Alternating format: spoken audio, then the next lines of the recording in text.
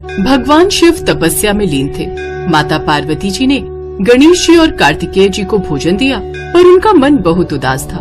तभी नारद मुनि वहाँ आ जाते हैं। नारायण नारायण, प्रणाम माते। प्रणाम देवर्षि, आइए भोजन ग्रहण कीजिए। खीर पूरी माते, महादेव को भी खीर बहुत पसंद है, परंतु वे हैं कहाँ? कहीं दिखाई नहीं दे रहे। होना कहाँ है, वे तो अपना अधिकतर समय तपस्या में ही लीन रहते हैं। आज खीर बनाई थी कि शायद खीर की खुशबू से वे अपनी तपस्या से उठ जाएंगे और थोड़ा कुछ खा लेंगे। कितने समय से मैंने और महादेव ने एक साथ बैठकर भोजन तक नहीं किया। नारद मुनि माँ पार्वती के चेहरे की उदासी को देख लेते हैं। मेरे पास एक उपाय है जिससे आप भगवान शिव से जो भी कामना करेंगी वो जरूर पूरी करेंगे।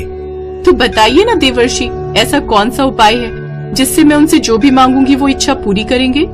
माते, अगर आप श्रावण मास में की जाने वाली कावड़ यात्रा करके गंगा जल से महादेव के शिवलिंग का अभिषेक करेंगी तो महादेव अत्यधिक प्रसन्न होंगे।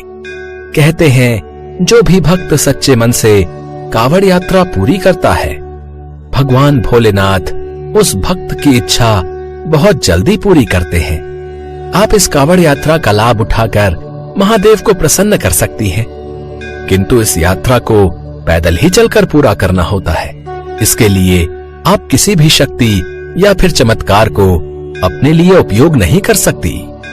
तभी आपको इस कावड़ यात्रा का पूरा फल प्राप्त होगा। भगवान भोलेनाथ को प्रसन्न करने के लिए आप जानते हैं देवर्षि, मैंने वर्षों कठोर तपस्या की थी, तब जाकर प्रभु मुझे पति रूप में प्राप्त हुए थे। तो फिर मैं उनके प्रेम को पाने के लिए कोई भी कठिन तपस्या कर सकती हूँ। इसलिए मैं कावड़ यात्रा अवश्य पूरी करूंगी। माता पार्वती ने ठान लिया था कि वो कावड़ यात्रा पूरी करके महादेव को प्रसन्न अवश्य करेंगी। वो एक साधारण स्त्री का रूप ले लेती हैं और एक गांव में पहुंचती हैं। क्या तुम भी कावड़ यात्रा कर रही हो? हाँ बहन, मैं पहली बार कावड़ यात्रा करने जा रही हूँ। बहुत मन था कि मैं कावड़ यात्रा करूं। सुना है कावड़ यात्रा करने से महादेव मन की सारी मुरादें पूरी करते हैं। क्यों ना हम साथ में कावड़ यात्रा करें? दोनों को एक दूसरे का साथ मिल जाएगा। साथ में? ठीक है, वैसे भी मैं बिल्कुल अकेली ही थी, आपका साथ हो जाएगा। आप मेरे घर चलो, हम फिर साथ में ही कावड़ यात्रा के लिए निकलेंगे। राधा के कहने पर माता पार्वती उसके साथ उसके घर चली जाती हैं। पर जैसे ही राधा घर में प्रवेश करती है, उसकी सास उसे ताने देने लगती है। कोई फायदा नहीं ये कावड़ यात्रा करने का। जब इतने सालों से तेरी गोद सुनी है और सारे हकीम डॉक्टर बोल चुके हैं कि तू कभी मां नहीं बन सकती, तो क्यों ये सब फालतू की चीजें कर रही है? माँ ठीक कह रही हैं राधा, और अकेली जाओगी? मैं तो साथ जा नहीं सकता, और ना ही मुझे कहना साथ चलने को। आपको परेशान होने की कोई जरूरत नहीं है, मैं इनके साथ जा रही हूँ। ये भी कावड़ यात्रा के लिए ही निकली हैं। रहने दे रोशन, इसके जो जी में आई करने दे। अगर अगले साल तक इसके बच्चा नहीं हुआ तो मैं साफ साफ इसे बोल रही हूँ, मैं तेरी दूसरी शादी कर दूंगी। जा अब तुझे जिस भी यात्रा पर जाना है। राधा की आंखों में आंसू आ जाते हैं। इसके बाद राधा और माँ पार्वती अपनी अपनी कावड़ लेकर यात्रा पर निकल पड़ती है। राधा को क्या मालूम था कि वो कितनी सौभाग्यशाली है। उसने कितने पुण्य कर्म किए हैं जो आज स्वयं माँ पार्वती उसके साथ कावड़ यात्रा पर जा रही है। राधा, क्या तुम्हें भोलेनाथ पर सच में विश्वास है कि वो तुम्हारी मनोकामना पूरी करेंगे? हाँ बहन, मुझे भोलेनाथ पर पूरा विश्वास है। कहते हैं ये कावड़ यात्रा बहुत फलदायी है। कावड़ के जल से भगवान भोलेनाथ के शिवलिंग का अभिषेक करने से वो प्रसन्न होते हैं। राधा की बातें सुनकर माता पार्वती मुस्कुरा देती हैं। चलते चलते माता पार्वती थक जाती हैं। लाओ बहन, थोड़ी देर कावड़ मुझे पकड़ा दो और तुम यहाँ पेड़ के नीचे आराम कर लो। राधा, तुम भी तो थक गई हो, तुम आराम नहीं करोगी? कोई बात नहीं, पहले आप थोड़ी देर विश्राम कर लो। अगर मुझे थकान लगेगी तो मैं आपको बोल दूंगी। माँ पार्वती पेड़ के नीचे विश्राम करने लगती है। अचानक एक शेर दहाड़ता हुआ बाहर आ जाता है। शेर को सामने देखकर राधा घबरा जाती है। माँ पार्वती गहरी निद्रा में सो रही थी। मैं भूखा हूँ और भोजन की तलाश में निकला हूँ। मैं तुम्हें खा जाऊंगा। राधा माँ पार्वती के आगे आकर खड़ी हो जाती है और शेर के सामने साहस रखती है। क्या तुम्हें मुझसे डर नहीं लगा? तुम चाहती तो मुझे देखकर भाग सकती थी, पर तुम क्यों नहीं भागी? नहीं, मैं इन्हें यहाँ छोड़कर नहीं जा सकती। तुम्हें अगर खाना है तो मुझे खा लो, पर इन्हें छोड़ दो। ऐसा तो कोई भी नहीं करता। कि अपनी जान की परवाह किए बिना किसी दूसरे की जान बचाना, क्या ये तुम्हारी कोई रिश्तेदार है जो तुम उनके लिए अपनी जान देने को तैयार हो? हाँ, इनका मेरे से इंसानियत का रिश्ता है और इस रिश्ते के नाते मैं उनकी जान की रक्षा कर रही हूँ। तुम्हारी बातें सुनकर मैं बहुत आश्चर्यचकित हूँ। तुम बहुत नेक दिल हो, इसलिए मैं वापस जा रहा हूँ। तुम्हें मेरे से डरने की कोई जरूरत नहीं। शेर वापस झाड़ियों में चला जाता है। तभी माँ पार्वती भी नींद से जाग जाती है। अरे, पता ही नहीं चला मैं कितनी देर सो गई। क्या तुम थोड़ी देर विश्राम करना चाहोगी? नहीं नहीं बहन, चलना चाहिए ताकि हम समय पर हरिद्वार पहुंच जाएं। उसके पश्चात माँ पार्वती राधा के साथ गंगा नदी से जल भरकर वापस गांव लौट आती है। माँ पार्वती राधा के साथ शिवलिंग की पूजा करती हैं। तभी शिवलिंग में से महादेव प्रकट होते हैं। महादेव को देखकर माँ पार्वती मुस्कुरा देती है। पार्वती, तुम और यहाँ पृथ्वी लोक पर? मैं तो तुम्हें कैलाश पर ढूंढ रहा था, फिर मुझे पता चला कि तुम कावड़ भरने गई हो। माँ पार्वती? मतलब आप साक्षात माँ पार्वती हो? माँ पार्वती अपने साक्षात रूप में आ जाती है। हाँ राधा, मैं धरती लोक पर कावड़ यात्रा के लिए आई थी और तुमने उसमें मेरी बहुत सहायता की। महादेव, राधा बहुत अच्छी है। इसे आशीर्वाद दीजिए कि इसे शीघ्र ही संतान की प्राप्ति हो। मैं जानता हूँ देवी पार्वती, राधा ने हर कदम पर अच्छाई का प्रमाण दिया है। मैंने ही शेर का रूप धारण करके राधा की परीक्षा ली थी। राधा उस परीक्षा में सफल रही। मैं राधा को उसकी सच्ची भक्ति का फल अवश्य प्रदान करूंगा।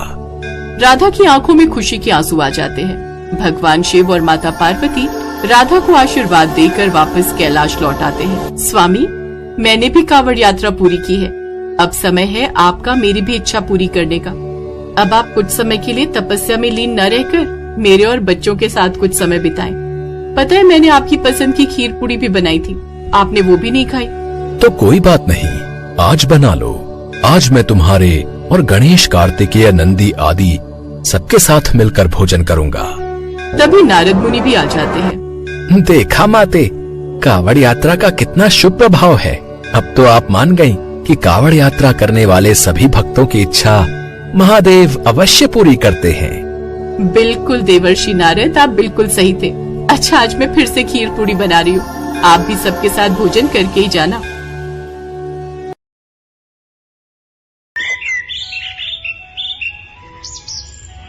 करवा चौथ का व्रत आने वाला था। कैलाश पर्वत पर माँ पार्वती अपने हाथों में मेहंदी रचा रही थी।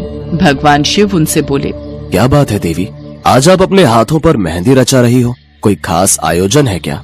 कल करवा चौथ का त्योहार है स्वामी। आपको तो ज्ञात ही है इस व्रत से मेरा कितना लगाव है। मैं भी प्रतिवर्ष इस व्रत के आने की आस लगाती हूँ ताकि मैं आपकी रक्षा की कामना हेतु और अपने प्रेम को और भी अटूट बनाने के लिए ये व्रत कर सकूं। देवी, आप तो मेरी शक्ति हैं। आपके और मेरे प्रेम का तो जन्मों जन्मों का संबंध है। आपकी भक्ति मेरे हृदय को छू जाती है। देवी, आपकी भक्ति प्रेरणादायक है जो पृथ्वी पर प्रत्येक सुहागिन स्त्री का अपने पति के लिए प्रेम और समर्पण का प्रतीक है। स्वामी, मैं चाहती हूँ इस बार मैं इस व्रत को पृथ्वी लोक पर करूँ। मेरी बहुत इच्छा है कि मैं भी मनुष्य रूप में सभी स्त्रियों के साथ इस व्रत की पूजा करूँ। जैसी आपकी इच्छा देवी पार्वती। यदि आपकी पृथ्वी लोक पर यह व्रत मनाने की इच्छा है तो आपको पृथ्वी लोक पर अवश्य जाना चाहिए। ठीक है स्वामी, तो फिर मैं तैयार हो जाती हूँ। कल प्रातः ही मैं धरती लोक पर करवा चौथ का व्रत मनाने के लिए चली जाऊंगी। अगले दिन सुबह ही माँ पार्वती एक बहुत सुंदर स्त्री का रूप धारण कर लेती हैं और धरती लोक पर एक गांव में पहुंचती हैं। वहां पर करवा चौथ की बहुत चहल पहल थी। हर स्त्री ने 16 श्रृंगार किए हुए थे। सुंदर साड़ी, हाथों में कांच की चूड़ियां, गले में मंगलसूत्र, पैरों में बिछुए पायल और तरह तरह के श्रृंगार। सभी औरतें आपस में बातें कर रही थी। अरे बहन, चलो सब लोग मिलकर वहाँ घेरा बना लेते हैं, पूजा का समय हो रहा है। हाँ बहन, तुम भी पहुँचो, मैं अपनी बहू को लेकर आ रही हूँ। तभी एक औरत की नजर माँ पार्वती पर जाती है। अरे बहन, आओ ना, तुम भी हमारे साथ करवा चौथ की कथा सुनो। बस पूजा प्रारंभ ही होने वाली है। हाँ हाँ, मैं आपके साथ चलती हूँ। तुम तो बहुत सुंदर लग रही हो। पहली बार देखा है, इस गांव में किसी की बहू हो क्या? माँ पार्वती अभी कुछ कहती इससे पहले एक औरत ने आवाज लगा ली। अरे बहन जल्दी आओ, पूजा का समय निकला जा रहा है, हम सब बैठ गए हैं। चलो चलो बाद में बात करते हैं, अभी सब पूजा के लिए बुला रहे हैं। कितना आनंद आ रहा है इन सब के साथ करवा चौथ का व्रत मनाने में। अद्भुत, सब कितने अच्छे स्वभाव की हैं। इन सब के बीच मैं भी पूजा के लिए बैठ जाती हूँ। माँ पार्वती सबके साथ पूजा के लिए बैठ जाती हैं। सब मिलकर करवा चौथ की व्रत कथा और पूजन आरती करती हैं। सचमुच माँ पार्वती के आशीर्वाद से व्रत और पूजन बहुत अच्छे से हो गया। हे गौरी माता, हम सबके सुहाग की रक्षा करना। जय करवा माता की, जय गौरी मैया की। सब औरतें पूजा आरती करके घर जाने लगी, पर माँ पार्वती जैसे ही कैलाश के लिए लौटने लगी, अचानक उसी स्त्री ने उन्हें पुकारा। अरे सुनो बहन, तुम्हारा जल का कलश यहीं रह गया। अरे मैं भूल गई, मैं अभी उठा लेती हूँ। हमारी बात बीच में अधूरी रह गई। तुम्हें इस गांव में पहली बार देख रही हूँ, तुम्हारा घर कहाँ है? मैं इस गांव में नई नई आई हूँ, कुछ दिन पहले ही यहाँ रहना शुरू किया है। मेरे पति जरूरी काम से शहर गए हुए हैं, कुछ दिन बाद लौटेंगे। मैं उन्हीं के लिए ये व्रत कर रही हूँ। अच्छा, तो तुम नई नई आई हो गांव में। एक काम करो, तुम हमारे घर चलो, मैंने पूरी पकवान बनाए हैं, हम सब मिलकर खाएंगे। बस कुछ ही देर में चंद्रमा भी निकलने वाला है, घर पर तो तुम अकेले उदास हो जाओगी। ठीक है, चलो मेरे घर चलो। मैं और आपके घर? हाँ बहन, तो क्या हुआ, मेरे घर क्यों नहीं? मेरे घर को अपना ही घर समझो। त्योहार पर अकेले के लिए तुम क्या ही भोजन बनाओगी? मैंने तो बहुत कुछ बनाया हुआ है, मिलकर खाएंगे, अच्छा लगेगा। तुम्हारे पति भी शहर में है, वैसे कब आएंगे? दिवाली से पहले आ जाएंगे। उस औरत के इतने अच्छे स्वभाव को देखकर माँ पार्वती से रहा नहीं गया। वो उसके साथ उसके घर चली गई, पर माँ पार्वती को तो भगवान शिव की पूजा करनी थी, उनसे आशीर्वाद लेना था। सब चंद्रमा निकलने का इंतजार कर रहे थे। अचानक बहुत तेज आंधी तूफान आने लगा, आकाश में काले बादल छा गए। अरे सुशीला बहन, अब चंद्रमा कैसे पूजेंगे? आकाश में तो कुछ भी नजर ही नहीं आ रहा। अंधेरी और तूफान से चंद्रमा बादलों में छुप गया है। बिना चंद्रमा के दर्शन के हम व्रत कैसे खोलेंगे? अब तो एक ही रास्ता है कि माँ पार्वती से प्रार्थना करें कि वो हमें चंद्रमा के दर्शन करवा दे। चलो हम सब मिलकर माँ पार्वती से प्रार्थना करते हैं। सब स्त्रियां माँ पार्वती से प्रार्थना करती हैं कि आसमान साफ हो जाए और उन्हें चंद्रमा के दर्शन हो जाए। सुहागन स्त्रियां भला क्या जाने कि माँ पार्वती स्वयं उनके बीच खड़ी हैं। सुहागन स्त्रियों की प्रार्थना माँ पार्वती स्वीकार कर लेती हैं। उस औरत को साधारण स्त्री के रूप में माँ पार्वती साक्षात दिखाई दे रही थी। अचानक ही माँ पार्वती अंतर्ध्यान हो जाती हैं। आंधी तूफान रुक जाता है, मानो कुछ हुआ ही ना हो। आसमान साफ हो जाता है और सब स्त्रियों को चंद्रमा के दर्शन होते हैं। तभी वो औरत बोली, माँ पार्वती, ये सब आपका चमत्कार है। मैं जिस स्त्री से बात कर रही थी वो तो साक्षात माँ पार्वती थी। इसका मतलब मेरे घर में माँ पार्वती के चरण पड़े थे। हे मैया, आपने तो मेरे भाग्य ही खोल दिए। आपकी जय हो माँ, आप हमारे साथ करवा चौथ मनाने के लिए धरती पर आई। हाँ बहन, वो जो बहन 16 श्रृंगार किए हुए थी वो वास्तव में माँ पार्वती थी। आज उनके चमत्कार से ये आंधी तूफान रुक गया और हमें चंद्रमा के दर्शन हुए। चलो हम सब मिलकर माँ पार्वती को धन्यवाद कहते हैं। ये तो हम सबका सौभाग्य है कि माँ पार्वती ने हम सबके साथ मिलकर करवा चौथ का व्रत और पूजन किया। उधर माँ पार्वती भी कैलाश पर्वत पर भगवान शिव की पूजा करती हैं और उनके हाथों से जल और भोजन ग्रहण करके अपने करवा चौथ के व्रत को पूर्ण करती हैं।